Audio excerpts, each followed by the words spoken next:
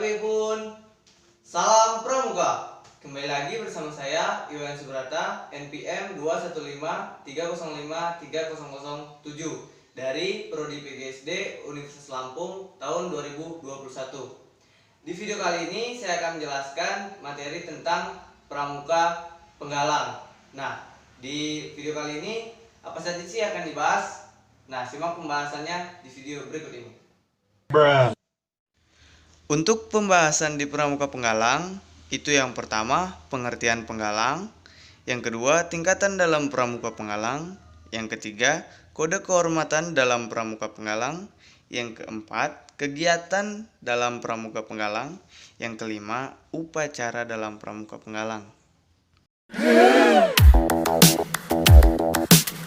Yang pertama adalah pengertian pramuka penggalang. Nah, pramuka penggalang ini adalah tingkatan setelah pramuka siaga, di mana anggotanya ini biasanya berusia 11 sampai dengan 15 tahun.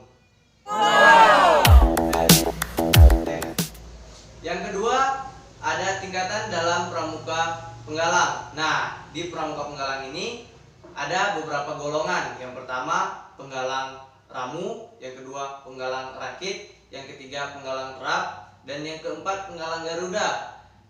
Di tingkatan penggalang ini ada yang namanya syarat-syarat kecakapan khusus dan syarat-syarat kecakapan umum yang harus dipenuhi untuk mendapatkan kenaikan tingkat atau untuk mendapatkan tanda kecakapan umum dan tanda kecakapan khusus.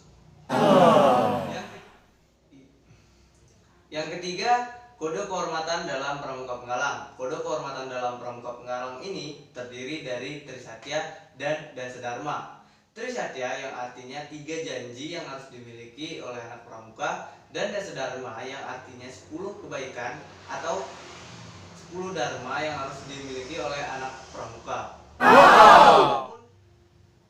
Yang keempat ada kegiatan dalam pramuka penggalang. Kegiatan dalam pramuka penggalang ini ada banyak. Yang pertama, jambore. Jambore ini merupakan pertemuan antara penggalang dalam sebuah perkemahan besar, di mana perkemahan ini dilakukan secara bertingkat, mulai dari tingkat nasional, tingkat daerah, tingkat cabang, dan tingkat ranting.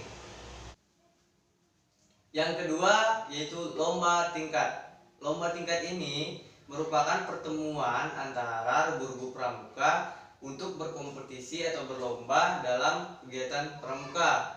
Nah, lomba tingkat ini dilaksanakan bertingkat juga. Ada beberapa jenjang, yaitu dari ranting, tingkat cabang, tingkat daerah, dan tingkat nasional. Yang ketiga ada geladian pemimpin regu, di mana ini adalah pertemuan antara pratama atau pemimpin regu utama dan pinru atau pemimpin regu serta wakil pinru, wakil pemimpin regu, yang bertujuan untuk menambah wawasan tentang manajerial kegiatan dan kepemimpinan.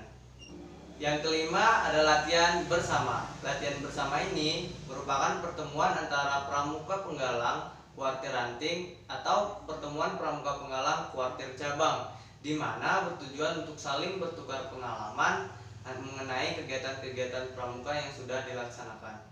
Yang keenam ada perkemahan. Perkemahan ini merupakan pertemuan pramuka penggalang yang dilaksanakan secara reguler dengan bertujuan untuk mengevaluasi hasil latihan di gugus depan, di mana perkemahan ini dilaksanakan dalam bentuk persami, perkemahan Sabtu Minggu, atau perjusami, perkemahan Jumat Sabtu, dan perkemahan di hari-hari tertentu, di hari-hari libur.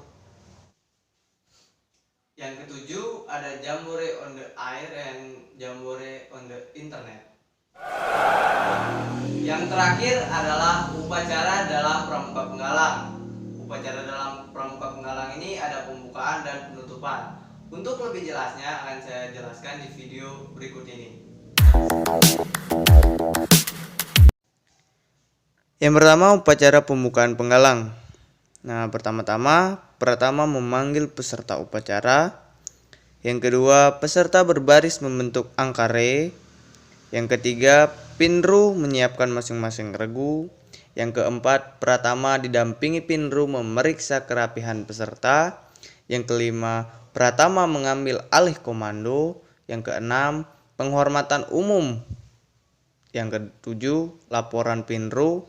Yang kedelapan, Pinru kembali ke tempat dan melewati bagian belakang regu. Yang kesembilan, Pratama mengistirahatkan pasukan sebelum menjemput pembina. Yang kesepuluh, Pratama menjemput pembina untuk memulai upacara. Yang ke-11, pembina memasuki lapangan dengan didampingi pembina pembantu. Yang ke-12, Pratama menyiapkan kembali pasukan.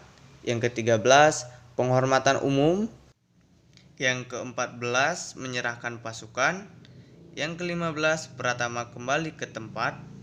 Yang ke-16, penyerahan regu kepada Pinru. Yang ke-17, Wapinru kembali ke samping kiri. Yang ke-18, pengibaran bendera. Yang ke-19, penghormatan dipimpin oleh Pratama. Yang ke-20, pembacaan teks Pancasila oleh pembina dan diucapkan ulang oleh peserta. Yang ke-21, pembacaan Dasadharma. Yang ke-22, sambutan pembina. Yang ke-23, pembina mengapresiasi petugas upacara. Yang ke-24, menyiapkan agenda latihan. Yang ke-25, pembina memimpin doa sebelum latihan. Yang ke-26, menyanyikan lagu Satya Dharma Pramuka. Yang ke-27, Pratama kembali masuk ke lapangan. Yang ke-28, laporan Pratama bahwa upacara telah selesai. Yang ke-29, penghormatan umum. Yang ke-30, pembina upacara meninggalkan lapangan upacara. Yang ke-31, Pratama menyerahkan pasukan kepada Pinru masing-masing. Ya, selanjutnya adalah penutupan latihan penggalang. Yang pertama, Pratama memanggil peserta upacara. Yang kedua, Pratama mengistirahatkan pasukan. Yang ketiga, Pratama menjemput pembina. Yang keempat, pembina memasuki lapangan upacara. Yang kelima, Pratama menyiapkan pasukan. Yang keenam, penghormatan umum. Yang ketujuh, Pratama kembali ke tempat semula. Yang kedelapan, Wapinru menyerahkan regu. Yang kesembilan, penurunan bendera.